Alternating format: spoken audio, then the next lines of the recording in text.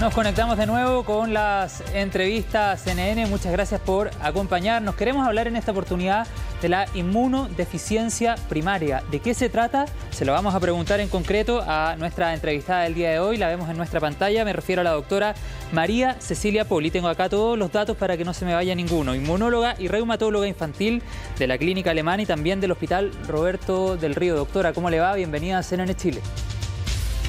Hola, buenas tardes. Muchas gracias por invitarme.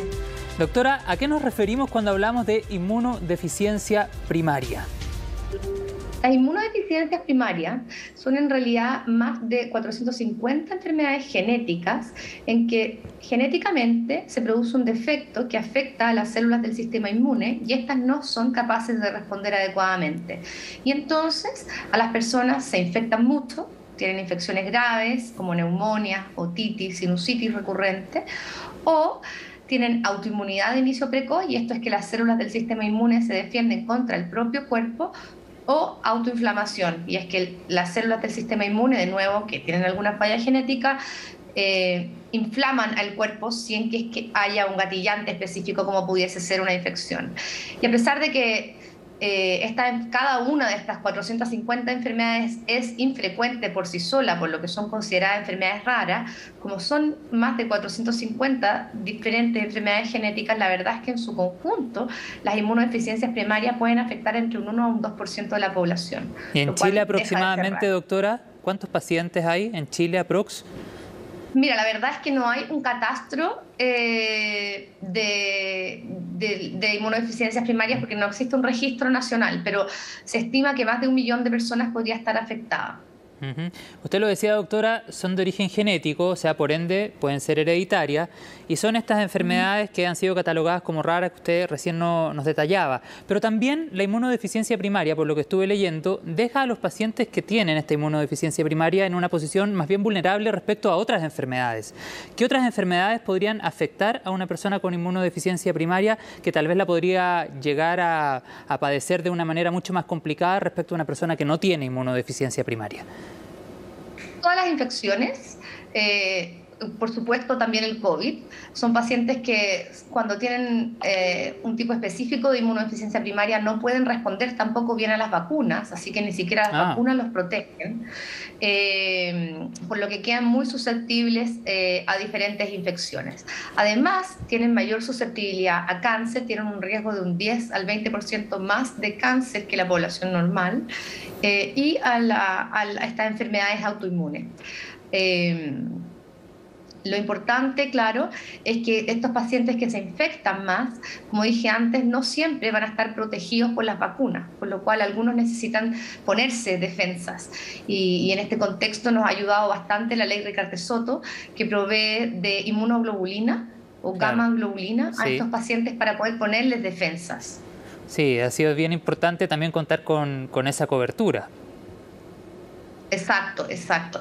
Eso ha sido un gran avance, pero todavía nos queda mucho camino por recorrer, ya que algunos pacientes son tan graves que no basta con la gamma globulina, requieren trasplante, y a veces el acceso al trasplante no es como nos gustaría, no es tan rápido como nos gustaría. El acceso a otros medicamentos de alto costo que no son la gamma globulina también es muy difícil, algunos ni siquiera se encuentran regulados todavía en Chile.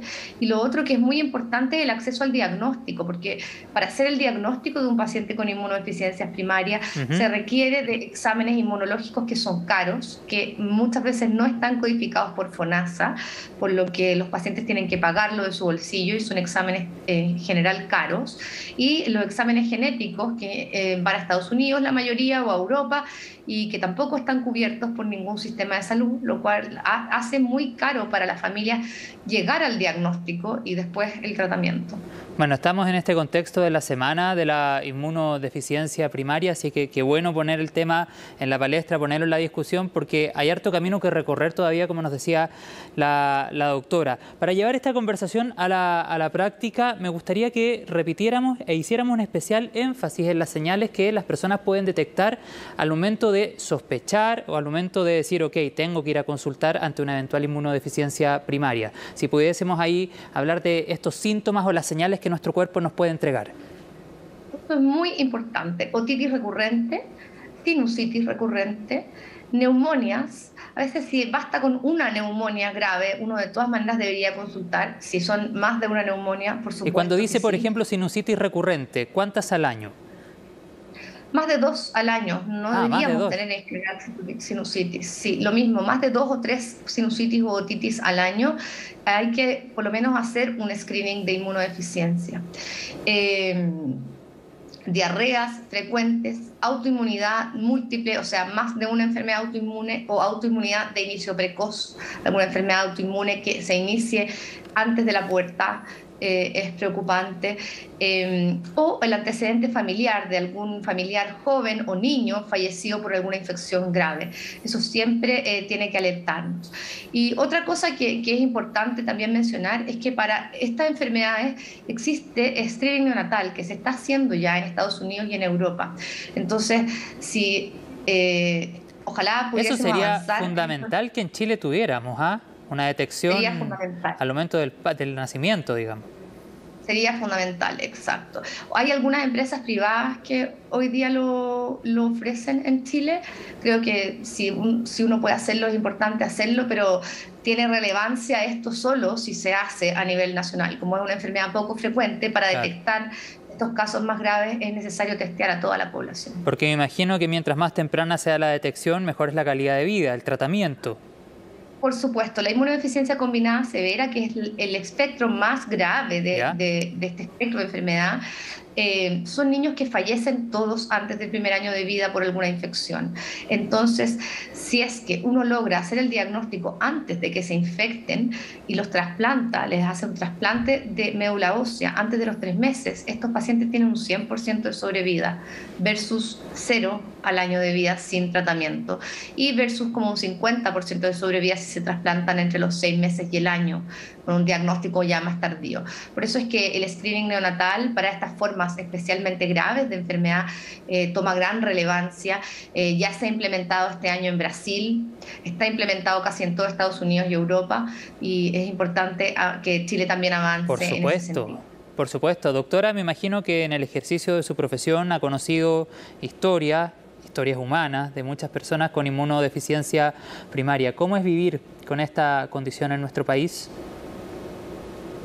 Mira, las inmunodeficiencias más severas son niños que prácticamente no salen del hospital. Están hospitalizados casi siempre por infecciones, anemia y, de nuevo, más infecciones recurrentes. Algunos pacientes incluso hacen infecciones por vacuna porque ni siquiera son capaces de tolerar estas vacunas de virus vivo. Esos son los más graves.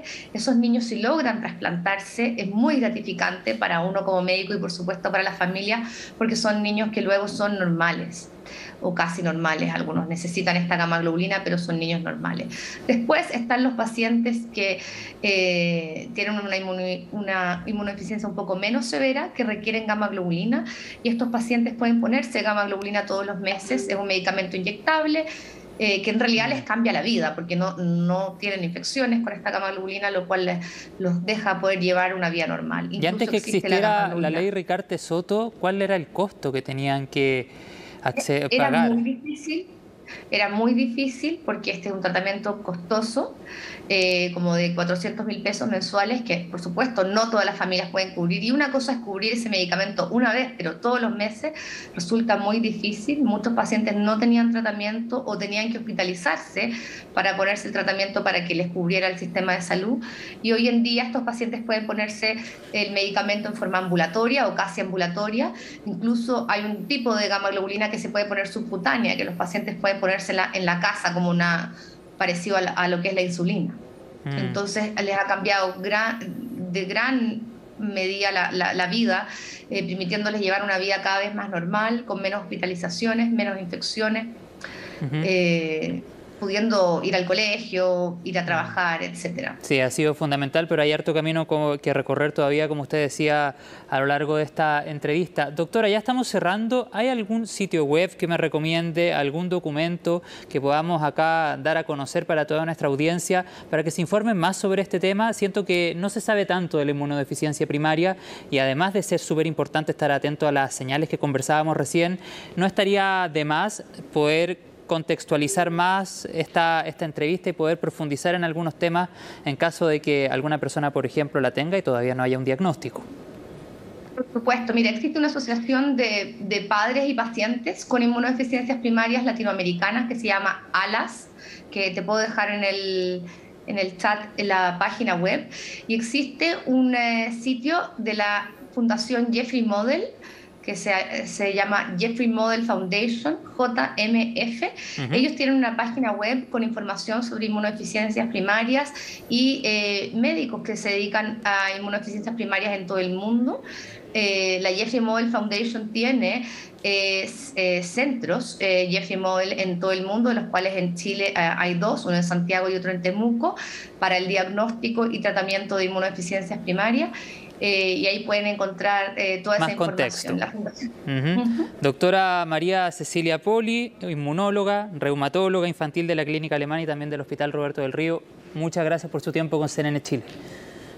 Muchas gracias a ustedes. Y a todos ustedes, muchas gracias también por acompañarnos. Nos vemos luego a través de la pantalla de CNN Chile.